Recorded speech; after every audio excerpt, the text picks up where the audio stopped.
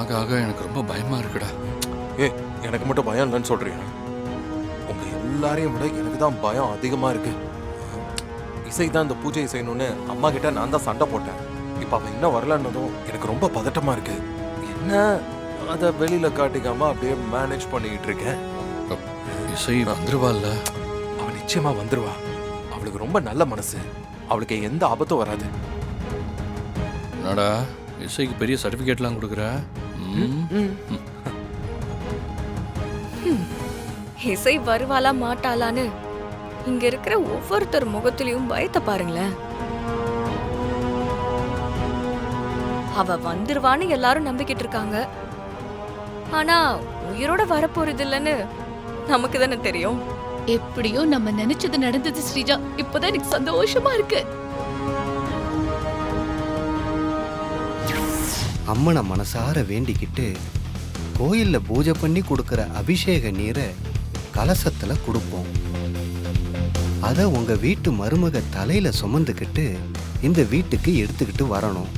ராகு காலம் ஆரம்பிக்கிறதுக்கு முன்னாடி அவங்க இந்த வீட்டுக்குள்ள வந்துடணும்.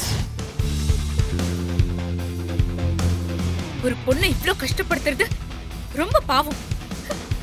எல்லாரும் இங்க இருந்து ஓடி போயிருங்க, இல்ல நான் போலீஸ கூப்பிடுவேன். ஏய், யாருனே? நான் யாரா இருந்தா என்னடா? அந்த பொண்ணை விட்டுருங்க. அவ ஒரு தெய்வ காரியத்துல ஈடுபட்டிருக்கா. அத நீங்க தடுத்தா நீங்க அழிஞ்சிருவீங்க. புரியுதா? ஏய், அடிச்சு சாகறா. ஏய், நீ ஒரு ஆளு எங்களையே மிரட்டியா? வேண்டாம் வேண்டாம். கொன்னுற உன்ன. அம்மா, நீங்க யாரு? எனக்காக நீங்க சண்டை போட வேண்டாம்.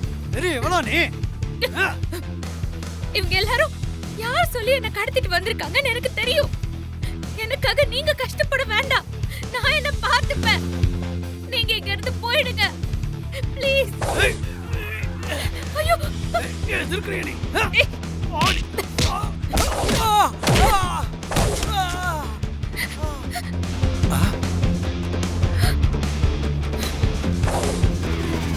பாருடா, மயங்கி விழுந்த மஞ்சா சேரு அம்மன் வேஷத்துல வந்துக்குது. என் கண் முன்னாடி என்னோட குழந்தைய கஷ்டப்படுத்துறத நான் பார்த்துக்கிட்டு சும்மா இருப்பேனா? ஏய், போடா.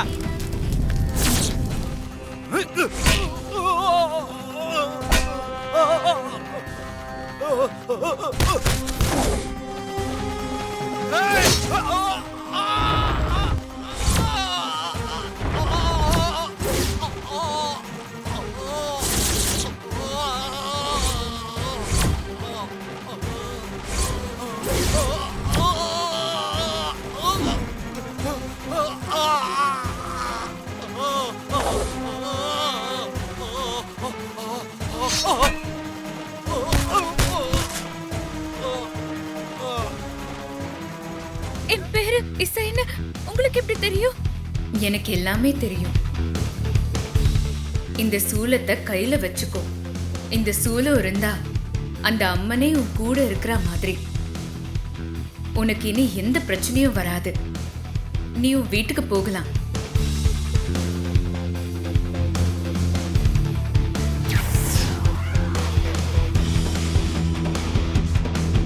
அந்த அம்மன் உன் கூடவே வருவா. நீ எதை பத்தியும் கவலைப்படாத. இந்த உதவியை நான் என்னைக்கும் மறக்க மாட்டேன். ரொம்ப நன்றிம்மா.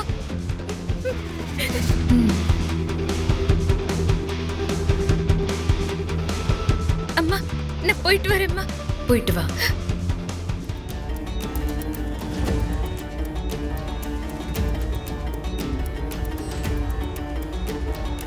என்னம்மா, எப்படி நான் சொன்ன மாதிரியே இசை பூஜையை சக்சஸ்ஃபுல்லா முடிச்சிட்டாளா? எனக்கு தெரியும்மா இசைய பத்தி. இதுல இருந்து என்ன தெரியுது? ஜாதகம் சரியில்லை அப்படி இப்படின்னு சொன்னது எல்லாமே தப்புன்னு புரியுதா? நான் யார்கிட்டயும் பேச விரும்பல. இருந்தாலும் இசை இந்த பூஜைய அம்மனோட அருளால தான் பண்ணா. அத மறந்துடாத. அம்மா,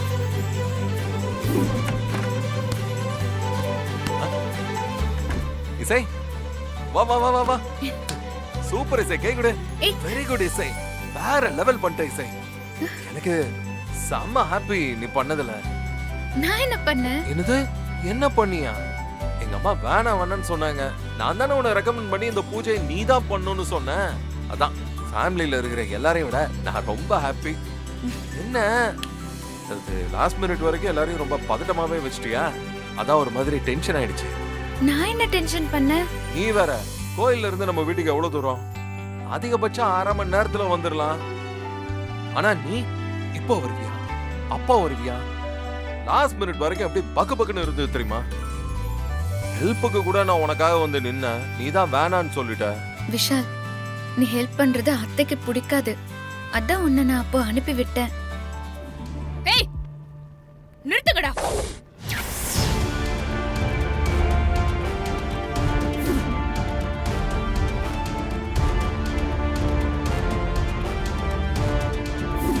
உனக்கு இனி எந்த பிரச்சனையும் வராது. நீ உன் வீட்டுக்கு போகலாம். ஓ அப்பா, இவ்ளோ பிரச்சனை நடந்திருக்கா? ஆமா இசை, நீ சொல்றதெல்லாம் ஓகே, பட் நடுவுல யாரோ உனக்கு ஹெல்ப் பண்ணாங்க, அவங்க அம்மனா மாறினாங்க, அதான் கொஞ்சம் லாஜிக்கலா. அது சினிமால அம்மன் படம்லாம் வரும்ல, அந்த மாதிரி இல்ல? நான் நடந்ததை சொன்னா நீ கதை நான் சொல்றேன். உன்கிட்ட நான் எதுவுமே சொல்ல மாட்டேன். ஏய், இரு இரு. நீ என்ன வேணாலும் நினைச்சுக்கோ. ஆனா என் உயிரை காப்பாத்தின அந்த அம்மாவை நான் எப்பவுமே மறக்க மாட்டேன். அம்மா தாயே, நீ சொல்றதெல்லாம் நான் நம்புறேன். நீ வானத்துல இருந்து ஃபர்ஸ்ட் இறங்கு. ஹலோ, நான்லாம் எப்பவுமே ஒரே மாதிரி தான் இருக்கேன். சிலர் இருக்காங்க, எப்போ கோவப்படுவாங்க, எப்போ அன்பா இருப்பாங்கன்னு எதுவுமே தெரியாது. ஒரு நாள் திடீர்னு அவங்களுக்கு நம்ம மேல அக்கறை வந்து நமக்காக ரோட்ல வந்து நிப்பாங்க பாரு. என்ன என்ன கிண்டல் பண்றியா? நான்லாம் ஒண்ணும் பண்ணலப்பா. அடிப்பாவி. ஒரு பூஜையை நீ இவ்வளவு சீரியஸா எடுத்துக்கணுமா என்ன? இசை வரலையேங்கிற டென்ஷன்ல உனக்கு பிபி ஷூட்டப் இருந்ததுன்னா உன்னை எந்த சாமி வந்து காப்பாத்துவாங்க? போதும் போதும், என்னோட நம்பிக்கைய நீங்க குறை சொல்லாதீங்க. இது குறையில்லம்மா, உன் மேல இருக்கிற அக்கறை.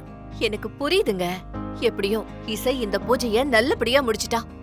எனக்கு அது போதுங்க. உன்னை எல்லாம் மாத்துறது ரொம்ப கஷ்டம் சுபத்ரா. ஆனா ஒண்ணு, ஜாதகத்தை நம்புறவங்களுக்கு அதனால சில விஷயங்கள் நல்லதா நடக்கலாம். ஆனா நடக்கிறது எல்லாத்துக்குமே ஜாதகம் மட்டும்தான் காரணம் நினைக்கிறது அவ்வளவு சரியில்லைன்னு தோணுது. ஜாதகங்கிறது மனுஷங்களோட மனசுக்கு பல நேரங்கள்ல நம்பிக்கை தரக்கூடிய ஒரு கவுன்சிலிங் மாதிரி தான் எனக்கு தோணுது. ஒரு சில நேரங்கள்ல நமக்கு லைஃப்ல ஒரு பிடிப்பு தேவைப்படுது. அதுக்காக பெரியவங்க செஞ்சு வச்ச ஏற்பாடு தான் இந்த மாதிரி விஷயங்கள்லாம். அதை நாம சரியா புரிஞ்சுக்கணும். ஜாதகத்தை விடவும் மனுஷங்க தான் ரொம்ப முக்கியம். நமக்கு இருக்கிற சில நம்பிக்கைகளை விட வாழ்க்கை ரொம்ப முக்கியம்.